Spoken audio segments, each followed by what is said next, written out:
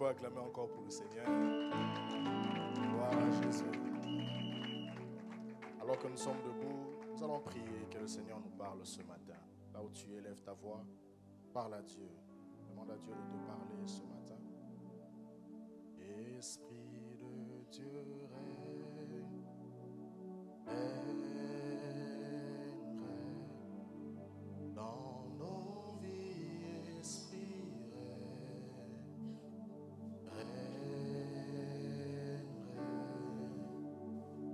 Esprit de Dieu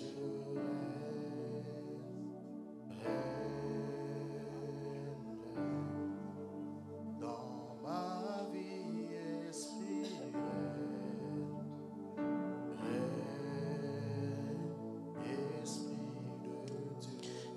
Esprit de Dieu règne, règne, dans ma vie, esprit règne,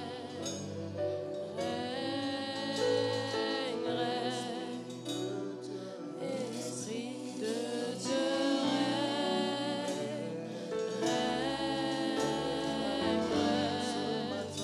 dans ma vie, esprit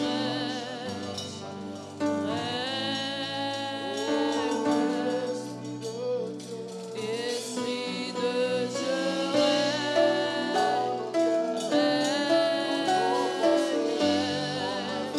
dans ma vie, esprit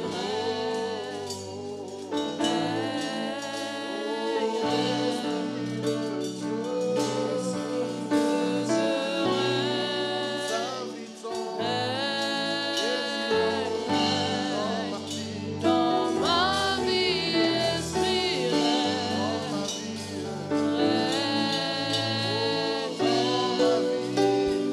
ma vie, esprit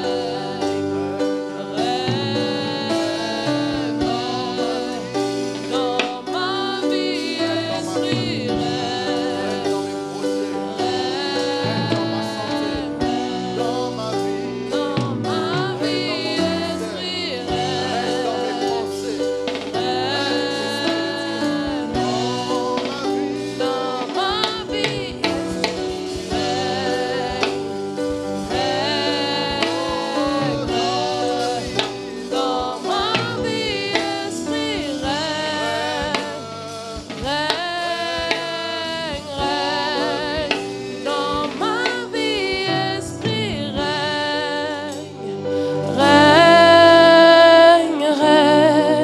Père éternel, merci pour ce matin. Merci pour ta présence au milieu de nous. Je prie que tu places tes paroles dans ma bouche, afin que je sois un instrument par lequel ton peuple sera édifié, consolé et béni ce matin. Que tu oignes le message et que les cœurs soient touchés, transformés, Seigneur, par la puissance de ta parole.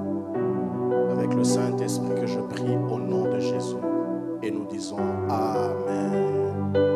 Alléluia. Aidez-moi à saluer la personne qui est à votre gauche, à votre droite.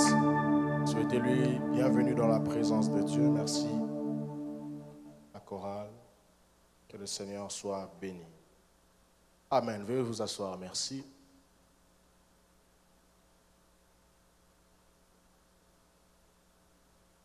Rendez ma joie ce matin d'être là, me tenir sur cette chair, la chair de notre Père, afin de partager la parole. Je dis un grand merci au Seigneur qui a rendu ce jour possible. Toute ma gratitude et ma reconnaissance à Dieu, qui est le maître des temps et des circonstances. Et je profite de l'occasion pour remercier encore une fois, nous le ferons toujours, notre Père spirituel qui nous fait confiance, qui croit en nous, qui a vu ce que Dieu a déposé en nous et qui nous a tenus par la main et il continue à nous tenir par la main. J'aimerais que vous puissiez m'aider à honorer la personne de notre Père, l'apôtre Gabriel Veil. Est-ce qu'on peut acclamer le Seigneur pour sa vie? Je parlais de notre Père spirituel, je ne parlais pas d'un pasteur d'une autre église. Voilà, il y a des gens qui ont compris. Est-ce qu'on peut honorer la vie de l'ange de la communauté des héritiers des promesses? Il est une bénédiction pour nous, il est une bénédiction pour ma vie. Une bénédiction pour ma famille. Encore un grand merci, Dad. Je vais faire un effort de respecter le temps. Il m'a trop menacé le vendredi. Et j'aimerais aussi honorer la vie de maman qui peut-être s'est déplacée. Elle est une grande bénédiction pour nous, comme vous le savez. C'est notre intercesseuse auprès du Père. Alléluia. Quand ça barde, c'est seule mamie qui peut calmer les choses. Est-ce qu'on peut honorer la vie de la prophétesse de l'Église, sanctuaire héritier des promesses, notre mamie, la prophétesse Lydia Veille.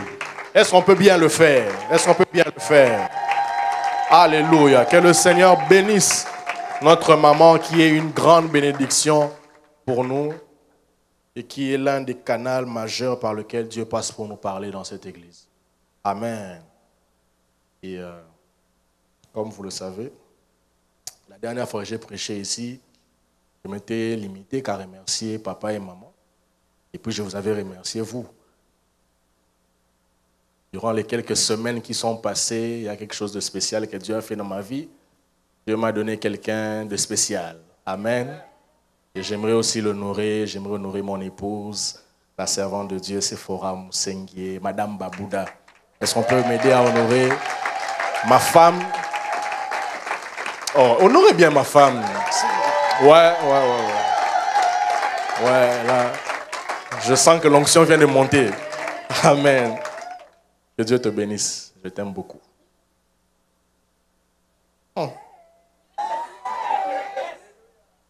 Passons à la parole, s'il vous plaît. Que Dieu soit béni. Et merci à vous qui êtes là. On ne prêche pas aux chaises. Merci pour votre fidélité, votre cœur pour cette œuvre, pour cette église. Acclamez-vous vous-même. Acclamez pour vous-même. Amen. Alors, comme vous l'avez vu sur les affiches, excusez ma voix, j'essaie de faire un effort avec la vague de la grippe. Pas évident. Comme vous l'avez vu sur l'affiche, le thème de ce matin est destructeur ou bâtisseur. Est-ce que tu peux le dire à ton voisin, destructeur ou bâtisseur? Dis-le à ton autre voisin, destructeur ou bâtisseur. Maintenant, pose la question, es-tu un destructeur ou un bâtisseur? Si c'est une femme destructrice, Jésus. Destructrice. Hein? Ça passe aussi? Sous l'onction, au nom de Jésus. Destructeur ou bâtisseur. J'aimerais introduire mon message ce matin en disant, il y a deux grandes maladies qui rongent l'Église actuelle, l'Église de ce siècle, l'Église du temps de la fin. Et parmi ces maladies, j'en ai pris deux que je vais partager ce matin. La première maladie que j'ai constatée qui ronge l'Église actuelle, c'est la maladie du conformisme. C'est-à-dire cette capacité ou cette volonté de vouloir à tout prix se conformer. Et nous remarquons aujourd'hui, malheureusement, l'Église veut ressembler au monde. L'Église veut faire les choses comme le monde. L'Église veut conforter le monde dans sa position de perdition. L'Église aujourd'hui fait tout pour qu'on retrouve le monde dans l'Église, pour mettre à l'aise les gens du monde. Et au prix de cela, nous nous retrouvons en train de chercher à ressembler à un système auquel nous n'appartenons pas. Jésus va dire dans Jean chapitre 15, le verset 19, « Vous n'êtes pas de ce monde ». Ce qui veut dire que votre présence dans le monde n'est pas une raison pour vous de ressembler ou de vous conformer au monde. Et voilà pourquoi la Bible dit dans Romains chapitre 12, le verset 2, « Ne vous conformez pas au siècle présent, mais soyez transformés par le renouvellement de l'intelligence. » Donc l'Église, dans son essence, est appelée à être à tout moment une contradiction de ce que le système du monde nous présente. L'Église ne peut en aucun cas chercher à ressembler au monde parce que le monde apporte la mort. Et l'Église est l'entité par laquelle Christ passe pour apporter la vie. Voilà pourquoi on ne peut pas ressembler au monde. Et ma prière est que notre communauté ne tombe pas dans le piège de chercher à se conformer au monde. Que nous ne puissions pas nous retrouver avec des frères dans le souci de bien paraître qui se retrouvent à s'habiller comme les mondains. Nous n'avons pas comme modèle les stars d'Hollywood. Nous n'avons pas comme modèle les acteurs. Nous n'avons pas comme modèle les musiciens. Notre seul modèle parfait et unique, c'est Jésus-Christ. Je pensais que tu me donnerais un bon amen. L'Église ne peut pas se conformer au monde. Et la deuxième maladie que l'Esprit de Dieu m'a inspiré, que l'Église actuelle vit, c'est la ressemblance partielle à notre Seigneur Jésus-Christ. La ressemblance partielle, pas totale, mais partielle à Jésus. J'ai beaucoup aimé une phrase que notre Père a dit le vendredi. L'Église a accepté les charismes de Jésus. L'Église court vers les manifestations de Jésus. L'Église aime les miracles de Jésus. L'Église aime les guérisons de Jésus. Mais l'Église a rejeté le caractère de Christ. Aujourd'hui, nous aimons les prophéties, nous aimons les miracles, nous aimons les manifestations surnaturelles. Mais nous rejetons, nous repoussons ce qui fait même la fondation du christianisme, les valeurs et le caractère de Christ. Aujourd'hui, nous voulons avoir des chrétiens qui prient beaucoup, qui jeûnent beaucoup. Mais malheureusement, c'est des chrétiens qui sont aussi très méchants. Des chrétiens qui sont jaloux. Des chrétiens indisciplinés, des chrétiens rebelles, mais qui prient beaucoup. Tout ceci est le fruit d'une volonté de vouloir ressembler à Jésus, mais partiellement. Faire ce que Jésus faisait, guérir les malades, ressusciter les morts. Mais lorsqu'il s'agit d'aimer, lorsqu'il s'agit de pardonner, malheureusement, nous ne retrouvons plus l'Église. Et nous avons comme ça des églises remplies d'hommes et de femmes qui viennent prier, mais qui n'ont jamais accepté de laisser leur cœur se transformer par la parole de Dieu. Et je prie que cela ne soit pas notre partage au nom de Jésus. Je refuse qu'on soit une église d'hommes et de femmes qui se rassemblent dimanche après dimanche, qui dépensent leur énergie, leur temps, leur carburant pour venir écouter une parole qui ne les transforme. Car le but de la parole n'est pas qu'elle soit seulement prêchée, mais qu'elle trouve des cœurs disposés à se laisser façonner et transformer par cette parole. Est-ce que je parle à quelqu'un? 1 Corinthiens chapitre 11, le verset 1er, l'apôtre Paul dit « Soyez mes imitateurs, comme je le suis de Jésus-Christ. » Notre point sur lequel nous nous basons pour faire les choses, c'est Jésus-Christ. S'il y a quelqu'un vers qui nous devons regarder lorsque nous ne savons pas quoi faire, c'est Jésus.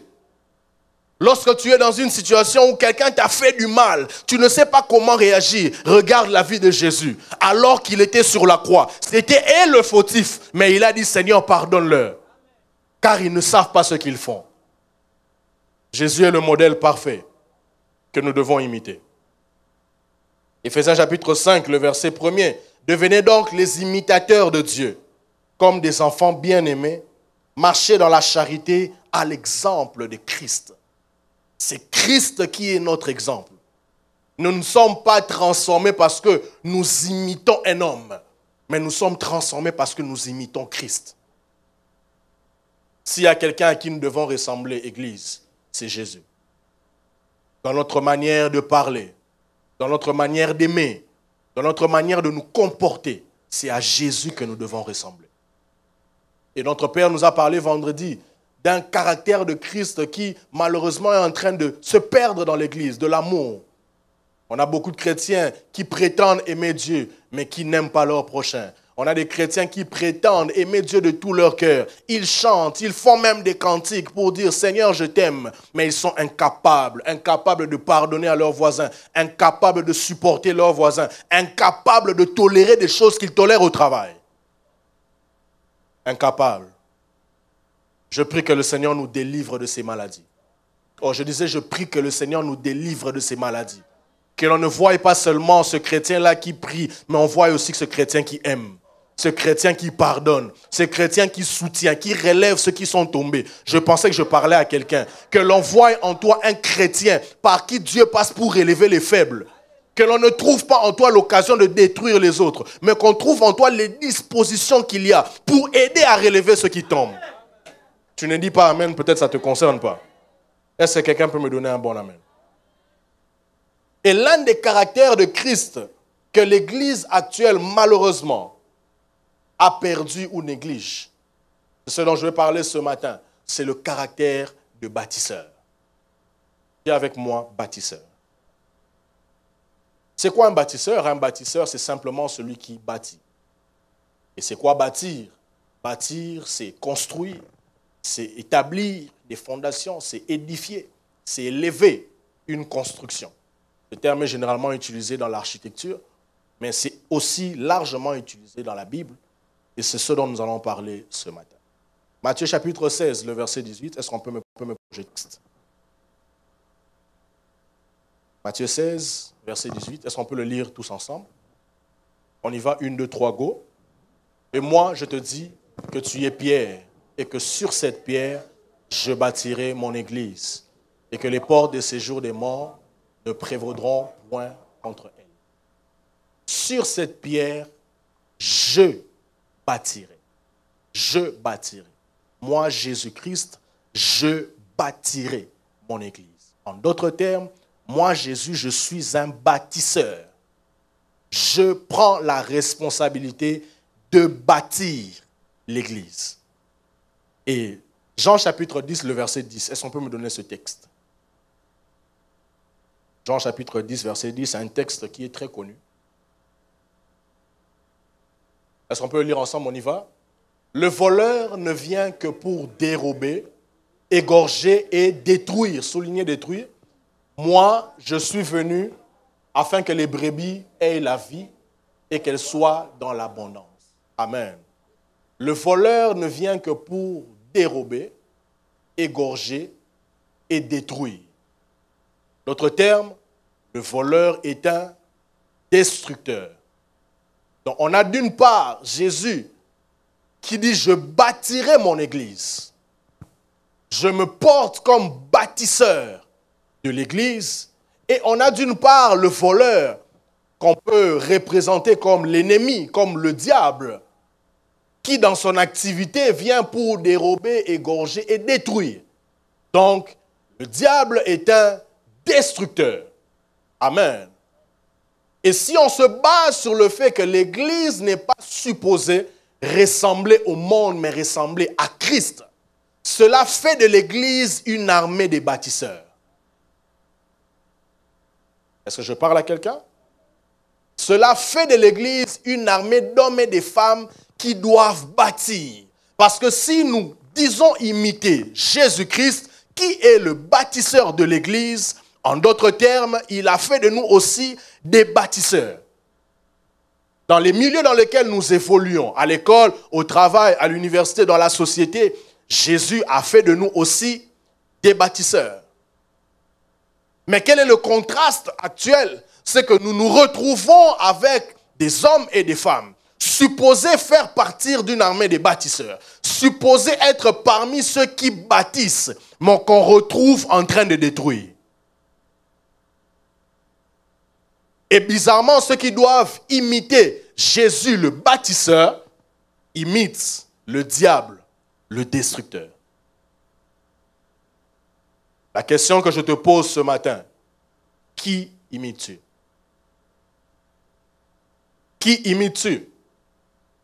Es-tu de ceux qui bâtissent ou es-tu de ceux qui détruisent?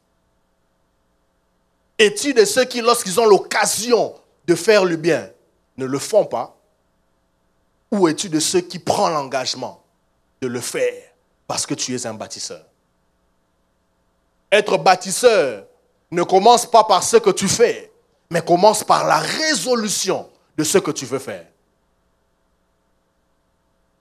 Les bâtisseurs des immeubles n'ont pas commencé à bâtir l'immeuble en prenant les briques, commençant à les élever, non. Les bâtisseurs ont commencé à bâtir en prenant conscience du plan de la bâtisse. C'est sur base de ce plan-là qu'ils prennent la résolution que nous allons bâtir parce que nous visons un objectif. Est-ce que je parle à quelqu'un? Et l'Église est un corps. Est un corps qui est composé de plusieurs personnes, mais ces personnes ont reçu chacun une grâce. Ils ont reçu chacun un don. Mais ce don-là a été donné pour l'utilité commune. La Bible dit dans 1 Corinthiens chapitre 12, le verset 7, « À chacun la manifestation de l'Esprit est donnée pour l'utilité commune. » En d'autres termes, chaque membre de ce corps qui est l'Église a quelque chose qu'il a reçu, qui constitue une pierre dans la bâtisse que Dieu élève. Ce qui fait que Dieu, ou Jésus-Christ, se constitue en bâtisseur, mais il passe aussi par des bâtisseurs pour bâtir. Donc ce que tu as reçu, parce que personne ne dira qu'il n'a rien reçu, ce que tu as reçu de Dieu est un outil pour que tu sois un bâtisseur. Mais qu'est-ce qui arrive? C'est que malheureusement, le diable nous a, je peux dire, le diable nous a piégés. Le diable nous a piégés lorsque l'Église est supposée relever ceux qui tombent. Nous remarquons que ce sont les mêmes personnes supposées relever qui veulent encore achever. Nous avons aujourd'hui des hommes et des femmes qui disent aimer Dieu, mais se constituer en destructeurs de l'œuvre de Dieu. J'aimerais dire une chose. Il n'existe pas de bâtisseurs inconscients. Mais il peut exister des destructeurs inconscients. Le bâtisseur bâtit sur base d'une résolution qu'il a prise et d'un engagement à ce que l'apport qu'il met dans cette œuvre-là puisse faire quoi? Évoluer. Mais il est possible que tu te retrouves en train de détruire sans le savoir. Tu penses bâtir, tu penses faire la bonne chose, mais au final, tu te retrouves en train de détruire. Comment se fait-il qu'un don comme le don de la prophétie, qui a été donné pour l'édification de l'Église, la Bible dit, celui qui prophétise édifie. Édifier veut dire bâtir. Mais comment ça se fait qu'une prophétie qui est supposée bâtir divise des familles? C'est que cette prophétie-là ne vient pas de Dieu. Parce que le but pour lequel Dieu a déposé ce don, c'est pour bâtir, c'est pour élever, c'est pour renforcer des gens. Mais une fois que cette prophétie-là vient diviser, elle n'est pas de Dieu. Il y a une autre source qui est entrée. Est-ce que je parle à quelqu'un?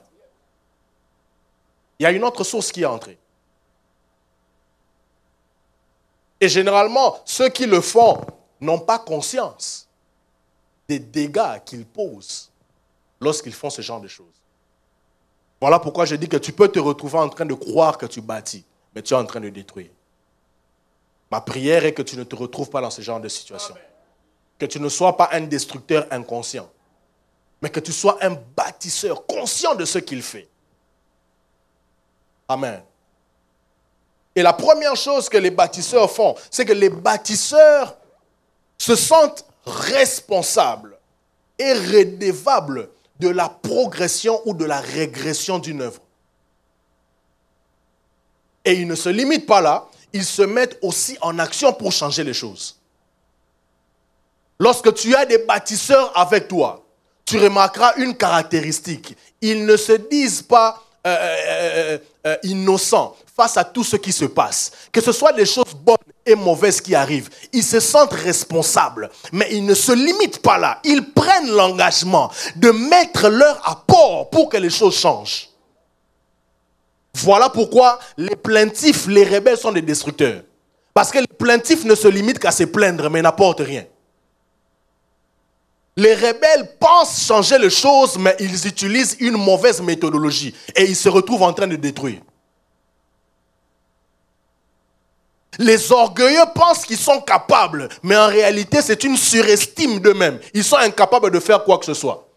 Voilà pourquoi ils détruisent aussi. Mais les bâtisseurs ont un sens d'engagement, un sens de responsabilité, un sens d'implication où ils se disent que par moi, cette chose peut marcher. Par moi, cette chose peut évoluer. Parce que moi, je suis là, le mal ne peut pas entrer ici. Quelquefois, lorsque l'ennemi visite une assemblée, quelquefois lorsque l'ennemi visite une famille, l'ennemi ne passe que par celui dans lequel il trouve une prédisposition à détruire. L'ennemi ne touche pas tout le monde. Il ne passe pas par tout le monde. Mais il passe par celui qui facilite l'œuvre qu'il fait déjà détruire. Et lorsqu'il voit que tu as des tendances, des prédispositions à ne pas bâtir mais à détruire, il passe par toi pour assouvir ses besoins. Si je parle à quelqu'un, que l'ennemi ne passe pas par toi pour amener la division dans la famille. Que l'ennemi ne passe pas par toi pour amener la rébellion dans l'église. Que l'ennemi ne passe pas par toi pour freiner une œuvre qui était supposée avancer à cause de ce que toi tu dois faire. Oh, est-ce que je parle à quelqu'un? Que l'ennemi ne passe pas par toi. J'aime beaucoup une parole que Papy dit. Le monde est ce qu'il est aujourd'hui, pas seulement parce que les méchants font ce qu'ils font, mais c'est aussi parce que les justes ne font pas ce qu'ils sont supposés faire. Et ne pas faire ce que tu es supposé faire qui est bien, constitue à être un péché. Et si c'est un péché, ça emmènera à la destruction.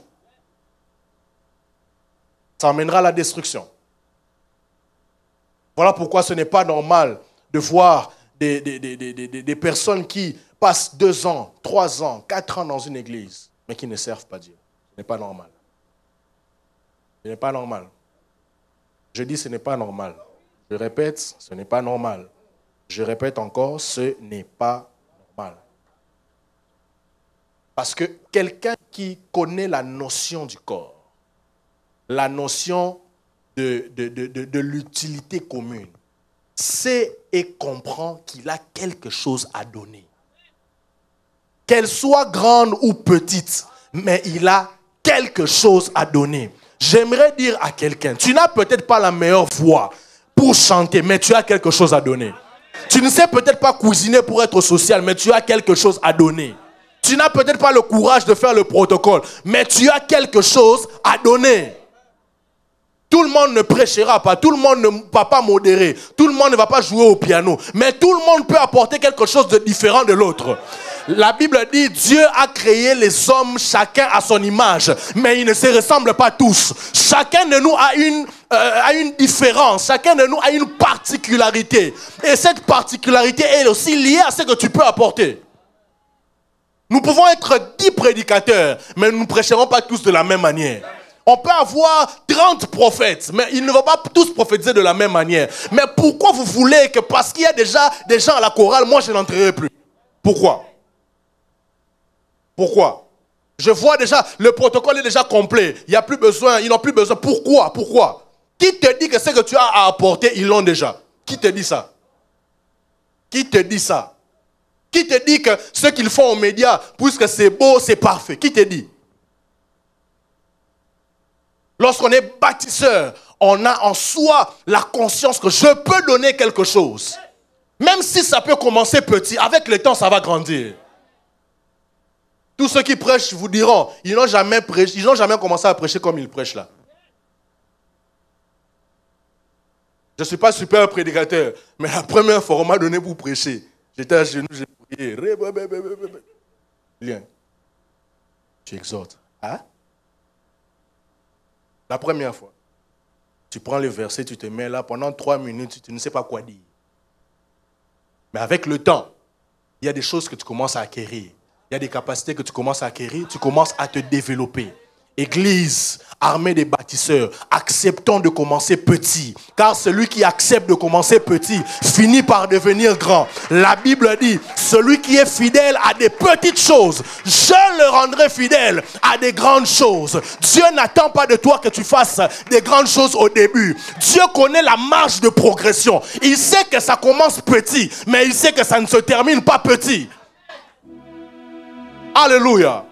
Est-ce que nous pouvons être une église différente, d'hommes et de femmes qui acceptent les faibles commencements, mais qui travaillent, qui acceptent que ça ne soit pas parfait, mais qui bossent jusqu'à ce que nous verrons ce que Dieu avait prévu pour nous? Est-ce que je parle à la communauté des héritiers?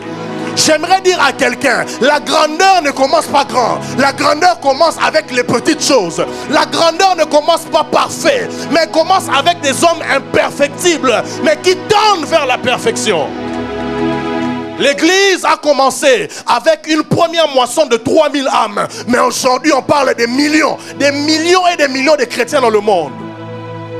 Ce n'est pas parce que ce que tu as est petit que tu ne peux pas le donner. Non, ce n'est pas la pensée de Dieu. La pensée de Dieu est que les bâtisseurs s'élèvent. Ceux qui ont 1, ceux qui ont 5, ceux qui ont 10, peu importe la quantité, mais qu'ils s'élèvent quand même pour bâtir. Je viens ce matin comme un prophète de Dieu pour annoncer à l'église qu'il est temps que nous puissions bâtir. Peu importe la quantité de ce que nous avons entre les mains, nous pouvons faire quelque chose avec. Nous pouvons faire quelque chose. Il y a des gens qui donnent pour raison qu'ils ne peuvent pas donner parce qu'ils ont peu. C'est faux. Hier à la jeunesse, il y a un frère, on a parlé du déménagement et on a dit qu'on a besoin des contributions et tout. Le frère ne travaille pas. Les jeunes, est-ce qu'il y avait des jeunes ici hein? Vous connaissez le frère, non? Il a dit qu'il ne travaille pas, il cherche un travail. Mais vous savez que le frère a donné $40 pour le déménagement. Il a donné $40. Mais on a des gens ici qui travaillent, qui ont des bons salaires. Mais juste parce qu'on a parlé de $500, de $1000, oh, c'est trop. Mais c'est trop parce que tu penses que tu dois donner tout directement. Les $100 que tu as, commence par donner et puis tu vas ajouter. Je parle à quelqu'un. Un bâtisseur connaît l'importance de ce que Dieu a déposé en lui. Et il sait que ça peut apporter quelque chose. Amen.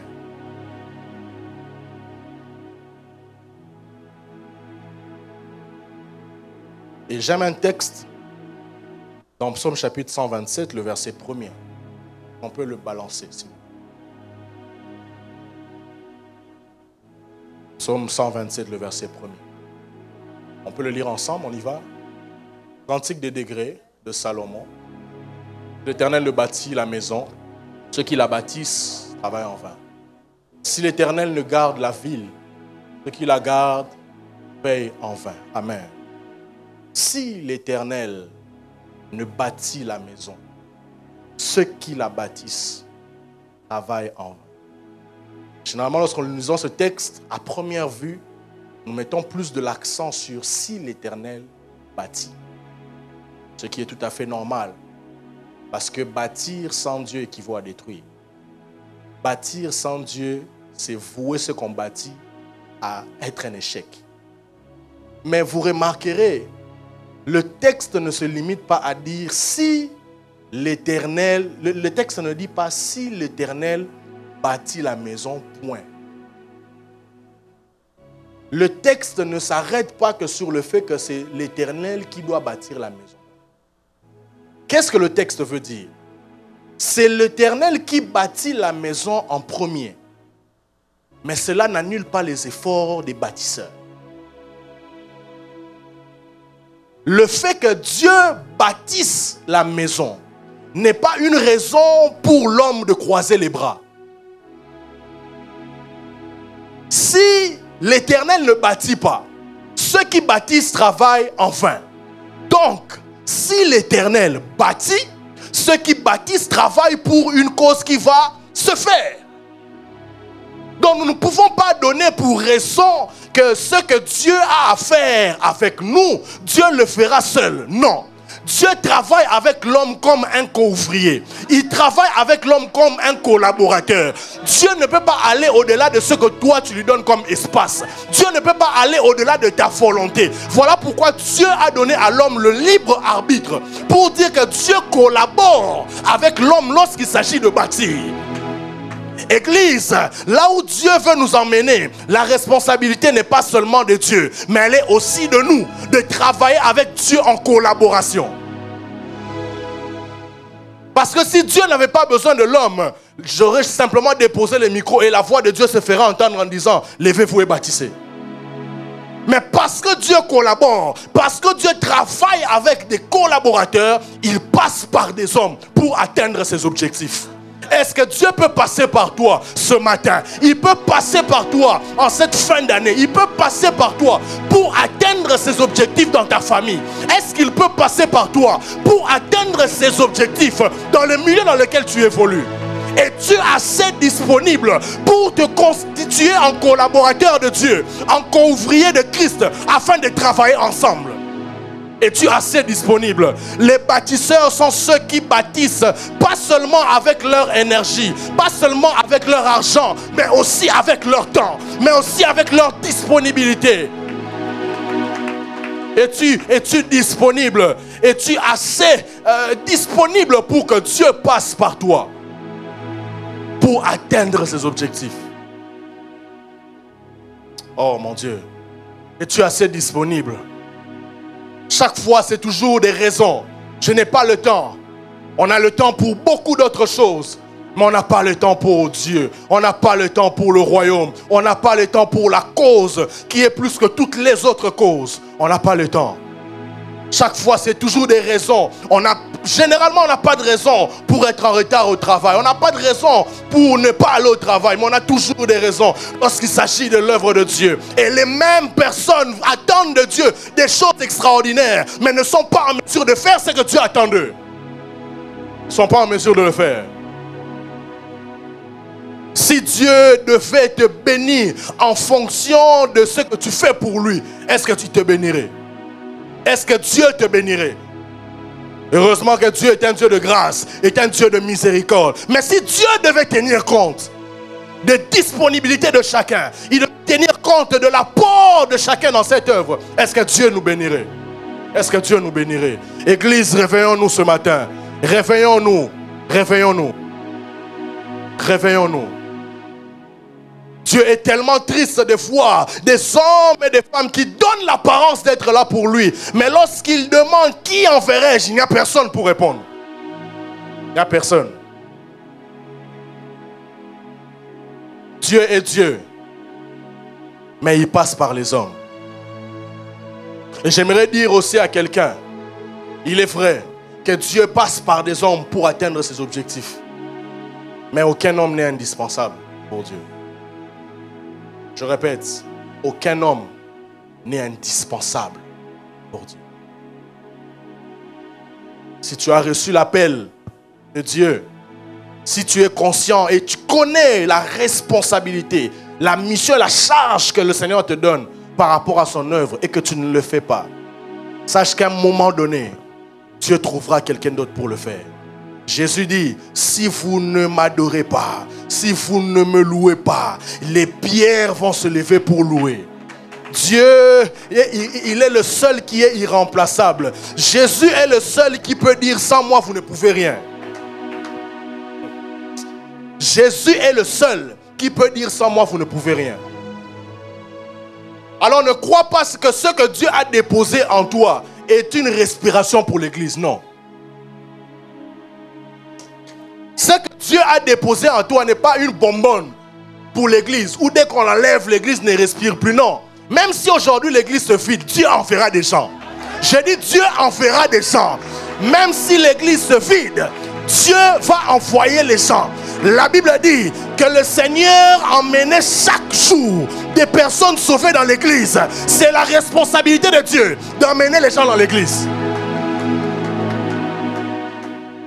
Si je parle à quelqu'un, voilà pourquoi nous devons prendre conscience de notre responsabilité. Choriste, protocole, médias, social, tous les autres départements, et même nous qui sommes assis dans l'église, que nous sommes des bâtisseurs. Nous sommes ceux par qui Dieu veut passer pour atteindre ses objectifs. Normalement, après un tel message, c'est une décision que tu dois prendre. De dire, Seigneur, je veux te servir. Je le répète, on ne sera pas tous prédicateurs. On ne sera pas tous diacres, diaconesses. Mais on peut tous servir Dieu.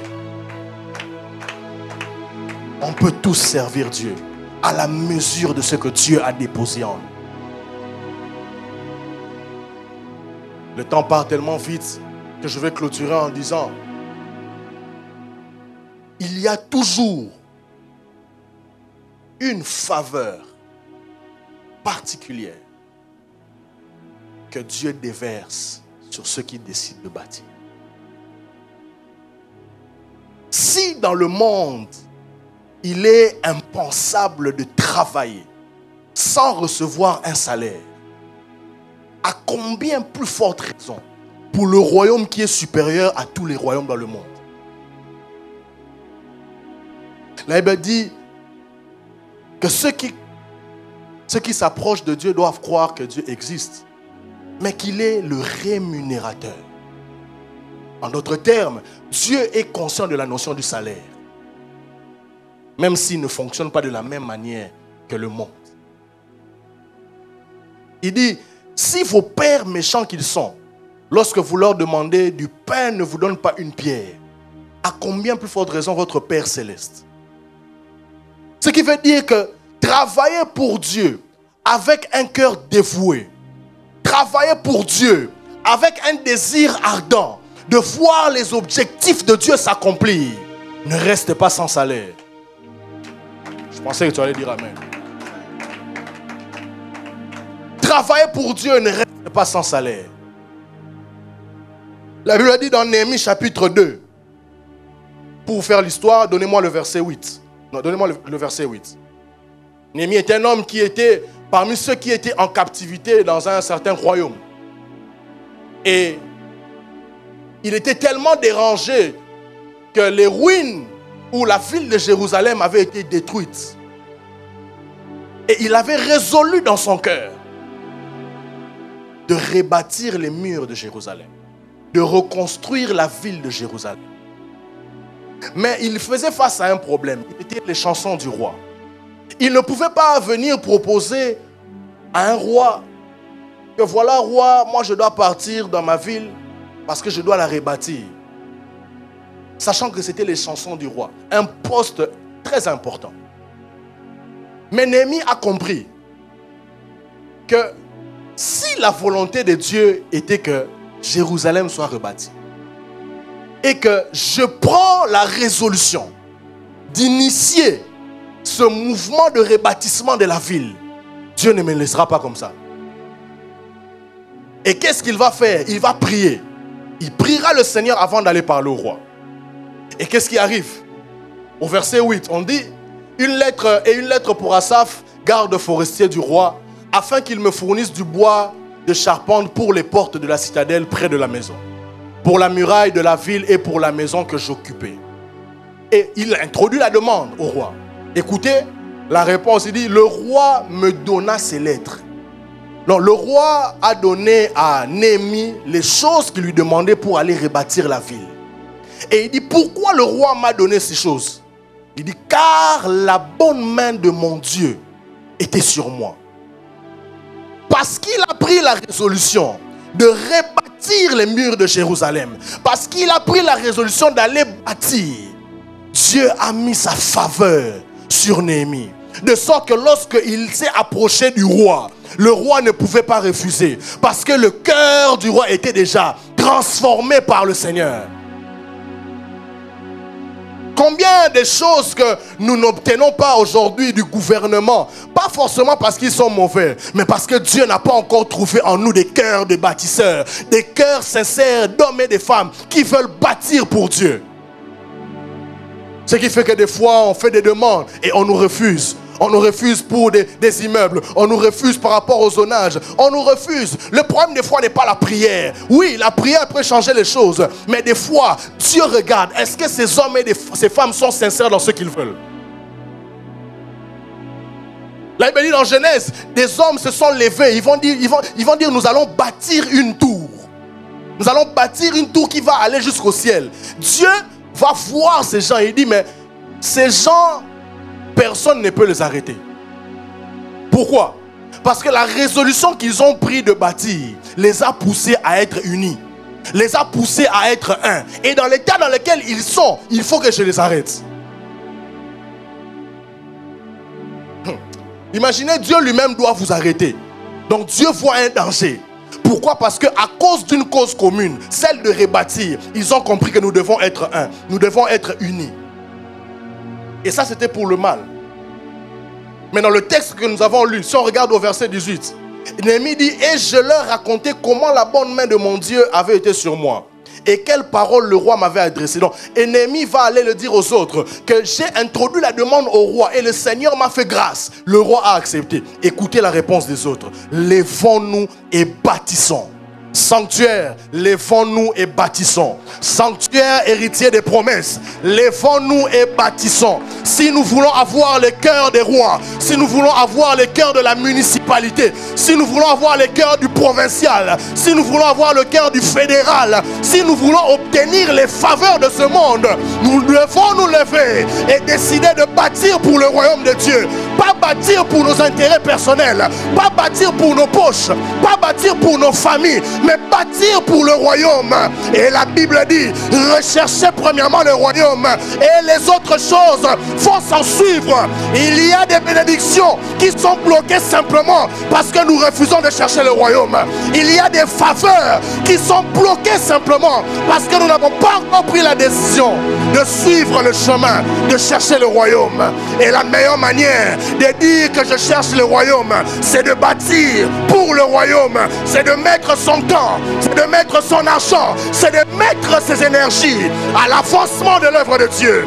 Est-ce que quelqu'un peut dire ce matin, je refuse d'être destructeur, je veux être bâtisseur, je refuse de détruire, mais je veux bâtir pour Dieu. Dis-le à ton voisin, je veux bâtir pour Dieu. Dis-le à l'autre voisin, je veux bâtir pour Dieu.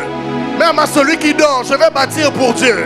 Nous devons être une armée d'hommes et de femmes qui prennent la décision, là où il faut bâtir, de bâtir. Nous devons retroucher les manches et nous dire, Dieu va passer par nous pour que cette œuvre aille loin. Dieu, l'intention de Dieu n'est pas de passer par les pierres pour le louer. Dieu veut des hommes. Dieu veut des hommes et des femmes. Alors je dis, Dieu veut des hommes et des femmes. Je répète, Dieu veut des hommes et des femmes. Dieu n'a pas l'intention d'envoyer un ange tenir le micro et chanter. Non, il veut des hommes qui ont le cœur pour lui et dire, Seigneur, je veux t'adorer avec ma foi, je veux t'adorer avec mes genoux, je veux t'adorer avec mon argent, je veux t'adorer avec ce que tu as donné. Je refuse que le mariage vienne éteindre ma vie de sacrifice. Je refuse que les enfants viennent m'empêcher de servir Dieu. Car ils m'ont trouvé en train de servir Dieu et ils partiront. Je servirai Dieu. Oh, est-ce que quelqu'un peut commencer à prier? Dire à Dieu, Seigneur, ce matin, je veux être un bâtisseur. Je veux être un bâtisseur. Je veux être un bâtisseur. Je prends l'engagement de te servir avec le peu que j'ai. Je prends l'engagement de te servir avec le peu que j'ai. Et je ne m'arrêterai pas là. Même quand tu donneras beaucoup, avec aussi ce beaucoup-là, je vais te servir. Karakeno, ça déplaît. Oh, Rabashadabakaya. Il y a une faveur qui accompagne ceux qui se lèvent pour bâtir. Il y a une onction qui accompagne ceux qui se lèvent pour bâtir. Il y a une réserve surnaturelle que Dieu a gardée uniquement pour ceux qui servent. Pour ceux qui servent. Pour ceux qui servent. Prie le Seigneur, ne me regarde pas. Prie, prie, prie. Oh Rabaka, Satokobo, Prateke, Redo Sadepla. Oh Rabba Shatalanamando Sabra Ilegal. Oh, est-ce que tu peux prier? Je n'entends pas quelqu'un prier. Au son de la musique, nous prions, nous prions. Dis à Dieu, Seigneur, ce matin, je prends la décision maintenant de bâtir. Tu as dit que nous sommes une armée de bâtisseurs. Nous sommes une armée de bâtisseurs. Tenons-nous debout, s'il vous plaît. Nous sommes debout, nous sommes debout. Nous sommes tous debout. Prie, prie, prie. Parle à Dieu. Parle à Dieu. Ne reste pas insensible après ce message. Ne reste pas insensible. Prends une décision. Prends une décision. Prends une décision. Prends une décision. Mon Dieu, prends une décision. Ora Baba.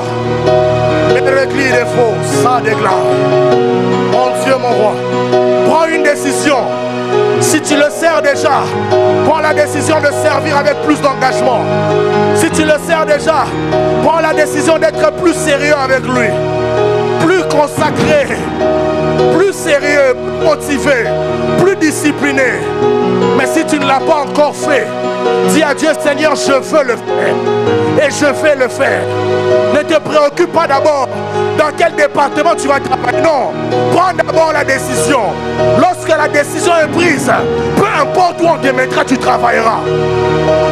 Ayabarakeno sa dépla. Oh, rabasso de plis de maille de gauche. Oh, rabababa chite de béa. Rakale sa te de gauche. Alléluia. Alléluia. Nos yeux fermés, je vais faire un appel, mais vous n'allez pas avancer faute de temps, vous allez rester. Tu as pris la décision ce matin. Tu as pris la décision de servir. Tu te dis, j'ai trop été passif. J'ai trop été inactif et je me rends compte que ma passivité peut-être a fait de moi un destructeur. Mais ce matin, j'aimerais me lever comme bâtisseur. Là où tu es, s'il te plaît, lève ta main, je vais prier pour toi. Lève ta main, je vais prier. Lève bien ta main, je vois des mains s'élever. Je vois des mains s'élever.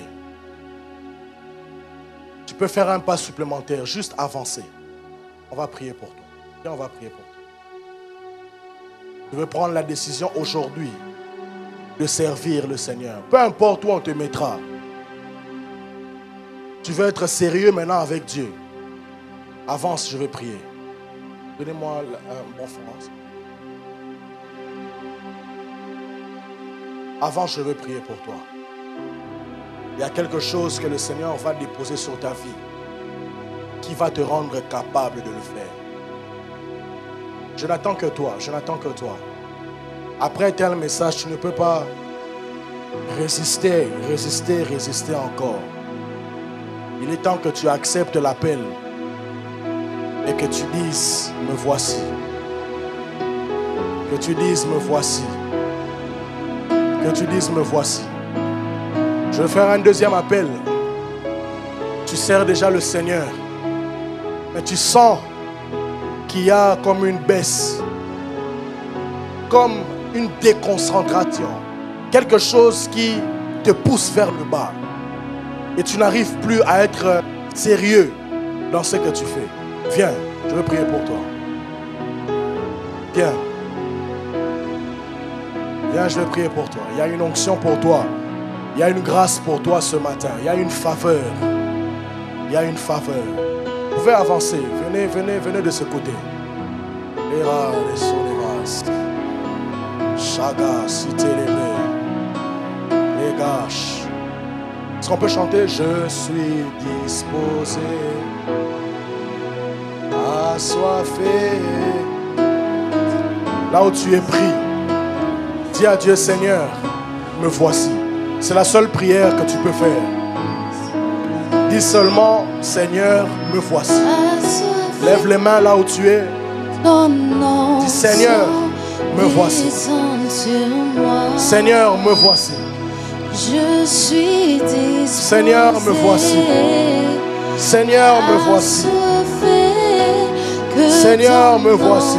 Seigneur, me voici. Moi je suis disposé,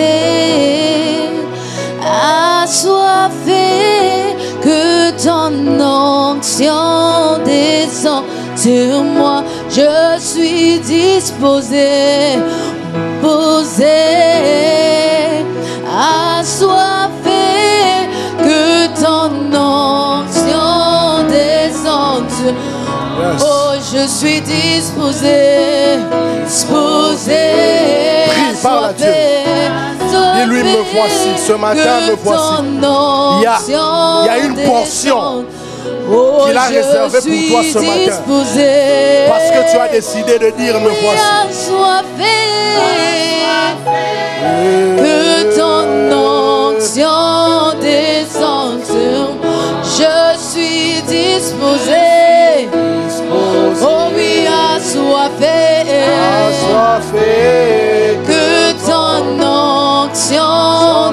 descendre. Oh, je suis disposé. Oui, assoiffé. Que ton onction descende. Oh oui, que ton onction.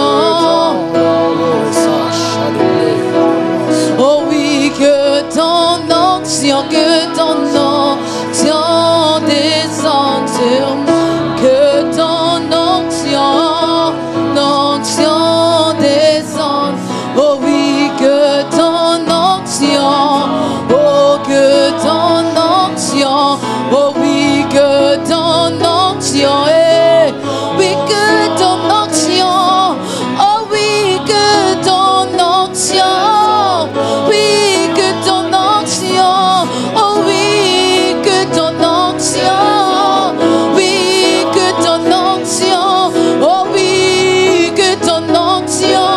Oh oui, que ton onction.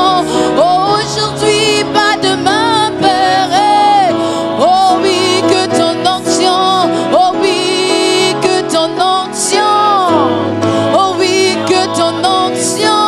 Oh oui, que ton onction. Oh oui, que ton onction. Oh oui, que ton onction. Oh oui, que ton onction. Oh oui, que ton onction. Ton onction, Seigneur. Oui, ton onction, Seigneur. Elle me touche aujourd'hui. Oh oui, ton onction. Ton onction. Oh oui, ton onction. Ton onction. Oh oui, ton onction. Ton onction. Oh oui, ton onction. Ton onction. Oui, je la veux, ton onction. Ton onction. Oui, je la veux, ton onction. Alléluia. Oh, je la veux, ton onction. Oui, je la veux, ton onction. Oui, je la veux, ton onction. Oui, je la veux, ton onction. Oui, je la veux, ton onction. Oui, je la veux, ton onction. Oui, je la veux, ton onction. Oui, je la veux, ton onction. Oui, je la veux, ton onction. Oui, je la veux, ton onction. Oui, je la veux, ton onction. Oui, je la veux, ton onction. Oui, je la veux, ton onction. Oui, je la veux, ton onction. Oui, je la veux, ton onction. Oui, je la veux, ton onction. Oui, je la veux, ton onction. Oui, je la veux. Oh, oui, je la veux, ton onction. Oui, je la veux, ton onction. Oui, je la veux, ton onction. Oui, je la veux, ton onction. Je la veux, ton onction. Oui, je la veux, ton onction. Oui, je la veux, ton onction. Oui, je la veux, ton onction. Elle descend sur moi, elle descend sur moi. Elle descend sur moi, elle descend sur moi. Alléluia, elle descend sur moi, elle descend sur moi. Elle descend sur moi, elle descend sur moi. Oh, elle descend sur moi, elle descend sur moi. Je la veux, je la veux, je la veux, je la veux, je la veux, je la veux, je la veux, je la veux, je la veux, je la veux, je la veux, je la veux, je la veux, je la veux, je la veux, je la veux, je la veux, je la veux, je la veux, oui je la veux, ton onction, oui ton onction, ton onction. Oui, ton onction. Oui, ton onction. Oh oui, ton onction. Oui, ton onction. Oh oui, ton onction. Oui, ton onction. Oh oui, ton onction. Ton onction. Oh oui, ton onction. Ton onction, ouais. Oh oui, ton onction. Oui, ton onction, ouais. Oui, ton onction. Oui, ton onction, ouais. Oh oui, ton onction. Oui, ton onction, ouais. Oh oui, ton onction. Oui, ton onction, ouais. Oh oui, ton onction. Oui, ton onction, ouais. Oh oui, ton onction. Oui, ton onction. Oui, ton onction. Oui, ton onction. Oui, ton onction. Oui, ton onction. Oui, ton onction. Oui, ton onction. Oui, ton onction. Oui, ton onction. Oui, ton onction. Oui, ton onction. Oui, ton onction. Oui, ton onction. Oui, ton onction. Oui, ton onction. Oui, ton onction. Oui, ton onction. Et descend sur moi.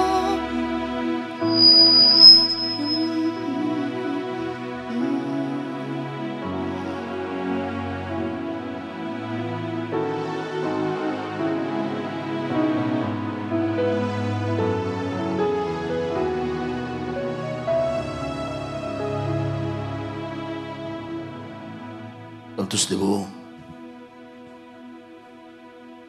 Quel message, bâtisseur ou constructeur? Oh, ou destructeur, je m'excuse. Nous nous tenons tous, réalisant sa présence parmi nous.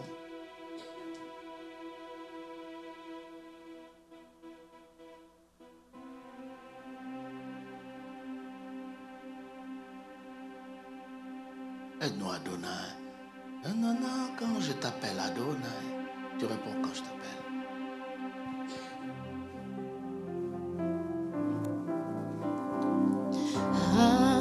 Adonai,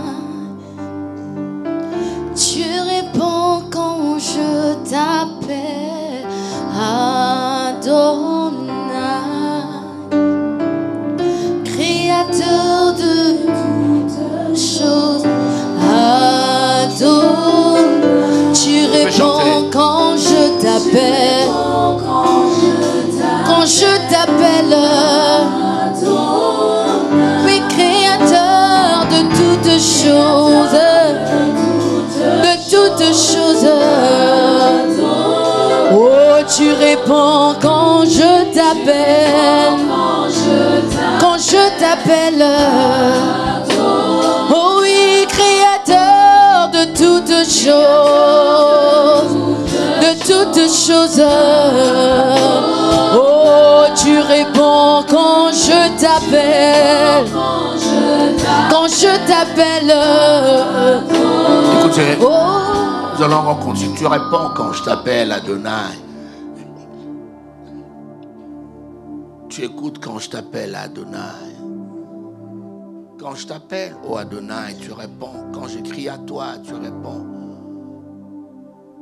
Après un message pareil, chacun de nous a dit, Seigneur, je voudrais remettre un bâtisseur. Et je crois que même ceux-là qui bâtissent déjà, quelqu'un a laissé dire, Seigneur, ce n'est pas à ce niveau que tu m'attends. Je peux faire plus, qui le croit. Nous avons tous des raisons, des excuses. Vous vous souvenez, une fois, Jésus a dit, il a donné la parabole du banquet que quelqu'un avait organisé. Et tout le monde qui était invité, chacun avait une excuse à présenter. Et ensuite, les propriétaires, celui qui organisait le banquet, il a dit, prenez tout le monde. Prenez ceux-là qui ne sont pas qualifiés. Ils n'ont pas droit à l'invitation, qu'ils puissent venir. Dieu peut utiliser les choses qui n'ont point de valeur afin de confondre celles qui ont une certaine valeur. Est-ce que vous le savez? Si Dieu vous utilise, c'est par grâce. Mais sachez qu'il peut faire plus avec vous. Je vais passer toute une nuit dans la prière.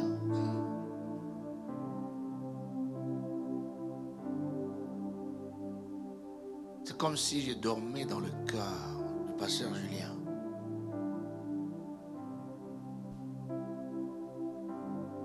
Et j'étais plus qu'emporté lorsqu'il prêchait. Pourquoi? Parce que ma femme est témoin, j'ai pas été. Donc toute la nuit, je suis allé au lit à 8 h du matin.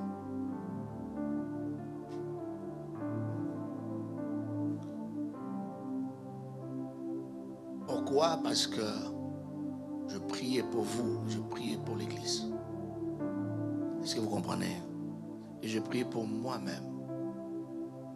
Il disait, Seigneur, ce que je n'ai pas encore fait, que tu voudrais que je fasse avec toi et pour toi, fais-le-moi connaître. Amen. Je priais pour mon propre cœur aussi. Et je vois, je sais pas, les messages d'aujourd'hui, tout le monde allait dire, Seigneur, je ne te sers pas. Je ne suis pas là où tu voudrais que je sois.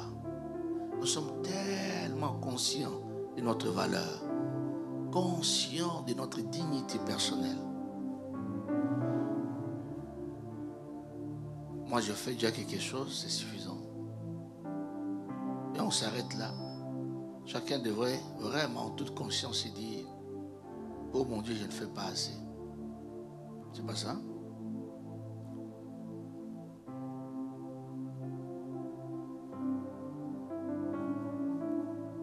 Tu es un constructeur, tu es un bâtisseur ou tu es un destructeur. Il n'existait pas de constructeurs, de bâtisseurs inconscients. Tout bâtisseur est intentionnel. Il y a l'intentionnalité dans la construction, mais on peut détruire de manière inconsciente. La Bible dit, celui qui s'arrête à mi-chemin dans ce qu'il fait est frère de celui qui détruit. Ce n'est pas écrit? Donc quand on fait un travail à moitié, on fait ce que Dieu nous demande, mais à moitié, pas de manière totale, pas de manière complète. On est un destructeur. Tout ce que Dieu fait, il le fait entièrement. Voilà pourquoi il s'appelle le premier et le dernier, le commencement et la fin, l'alpha et l'oméga, n'est-ce pas? Est-ce que tu es vraiment là où Dieu? Ma prière dit, Seigneur, donne-nous des cœurs sensibles. Que nos cœurs sont très durs. Une belle parole comme celle-ci peut encore garder nos cœurs durs. Donc, où le cœur ne se fond pas donc dans la chaleur, dans la fournaise du Saint-Esprit. Il dit, comment le froid de l'hiver est entré jusque dans nos cœurs.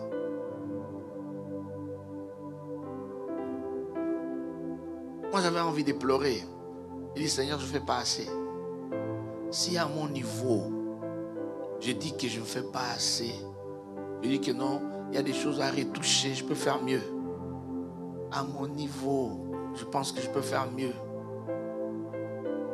Et pourtant, dans le peu de temps que j'ai dans la vie, j'ai sorti beaucoup de pasteurs, des serviteurs de Dieu, hommes comme femmes à travers le monde. Mais je réalise encore que je ne fais pas assez. Parce que j'ai écouté Dieu parler. Je ne sais pas s'il y a quelqu'un ici qui a un âge spirituel plus vieux que le mien, peut-être pas. Croyez-moi, chacun de nous, quelque part, doit se laisser briser par le marteau du Saint-Esprit. Et Seigneur, je ne suis pas là autour de que je sois. Une petite prière. Ensuite, j'aimerais te donner l'occasion de prendre la bonne décision. Nous chantons. Tu réponds quand je t'appelle, Adonai. Les yeux fermés, chante ça. Chante en priant dans ton cœur. Aide-nous, s'il te plaît. Adonai. Chantons tous ensemble. Créateur de toutes choses, Adonai. Tu peux chanter toi aussi. Quand je t'appelle, quand je t'appelle, Créateur de toutes choses, de toutes choses. Tu réponds quand je t'appelle, quand je t'appelle, ô Créateur de toutes choses, de toutes choses. Chante-le un peu plus fort. Yahweh, tu réponds quand je t'appelle, oh quand je t'appelle.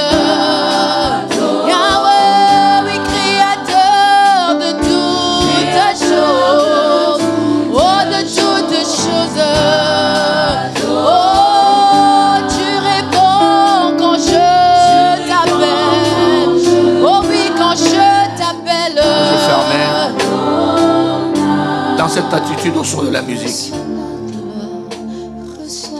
tu ne sers pas, mais tu dis Seigneur, pardonne-moi, je veux servir. Lève la main. Tu n'avais pas levé la main avant. Lève la main. Toi qui n'avais pas levé la main avant, lève la main maintenant. Je vois une main. Qui d'autre encore? Tu n'avais pas levé la main avant. Là, je vais seulement. Quelqu'un qui n'avait pas levé la main avant, lève bien la main. Je voudrais te servir. Et quelqu'un dit, je venais aller plus loin avec toi. Je te sers, mais Seigneur, c'est pas assez. Lève la main. Je vais voir ta main, je vois plusieurs mains s'élever. Plusieurs mains s'élever. Je vois plusieurs mains se lever. Je vois plusieurs mains se lever. Lève bien la main. Ne fais pas avec timidité. Viens mon fils, finis ton travail. Prie pour ces gens. Seigneur, je prie pour ce peuple, Seigneur. Je prie pour ces hommes et ces femmes qui n'ont pas endurci leur cœur après d'avoir entendu leur parler. Ils ont pris la décision, s'ils ne le faisaient pas hier, de te servir aujourd'hui. Et ceux qui le font déjà, qui ont pris la décision de le faire encore plus. Je prie que par ton esprit, que tu rendes cette résolution possible. Car il est écrit, ce n'est ni par la force, ni par la puissance, mais c'est par mon esprit, dit l'Éternel. Je prie que par l'Esprit de Dieu, par le Saint-Esprit qui est en eux, qu'il soit fortifié à tous égards, et qu'il soit capable de se lever et de servir pour la cause du royaume. Je prends autorité au nom de Jésus, sous l'onction de notre Père. Je paralyse toute foi contraire à la foi de Dieu qui s'est fait entendre ce matin. Toute foi qui retient captive certaines personnes, qui les empêche de faire le pas, qui les empêche de prendre des décisions et de les honorer. Je fais taire ces voix au nom de Jésus. Je déclare au nom de Jésus sous l'onction prophétique. Une nouvelle armée de bâtisseurs s'élève dans cette église. Une nouvelle armée d'hommes et de femmes qui ne vont pas se rétracter, mais qui vont avancer, qui vont mettre la main dans la pâte afin que cette œuvre aille encore plus loin, là où tu as prévu que nous puissions aller. Je prie que le diable ne vienne pas voler la semence. Je prie que le diable n'endurcisse pas les cœurs, que le diable n'étouffe pas la parole dans les cœurs, mais que cette parole produise des fruits qui seront visibles et palpables et qui donneront gloire à Jésus. Père, merci car je crois que tu m'as exaucé et nous allons voir les fruits de ces merveilleux moments passés dans ta présence. C'est dans le nom de Jésus que j'ai ainsi prié. Amen. On acclame très bien, gloire au Seigneur. Va chez le voisin, va vers 7 personnes Dis-leur, je suis un bâtisseur et non un destructeur. Oh, fais-le avec joie, c'est une déclaration de foi. Je suis un bâtisseur et pas un destructeur. Yes, tu es un bâtisseur. Tu es un bâtisseur, yes. Yeah, tu construis, toi tu ne détruis pas. Toi tu ne détruis pas, toi tu ne détruis pas. La pluie de guérison descend. Je n'ai pas peur. Je n'ai pas peur. La pluie de guérison. Oh, guérison descend. La pluie de guérison descend. Je n'ai pas peur. I'm not afraid. Oh, je n'ai pas peur. I'm not afraid. Oh, healing rain is fall. Healing rain is falling down. Oh, I'm not afraid. Not afraid. Oh, I'm not afraid. Not afraid. 'Cause healing rain is falling. Healing rain is falling down. Oh, I'm not afraid. Not afraid. Lord, I'm not afraid. Yes. Healing rain is falling down. Oh, come on. Wonderful. Healing rain is falling down. I'm not afraid. Not afraid. I'm not afraid. Not Oh, afraid. healing rain. Healing rain is falling. Healing rain is falling down. Healing rain is I'm not afraid. I'm Lord, not I'm afraid. not We give glory to God.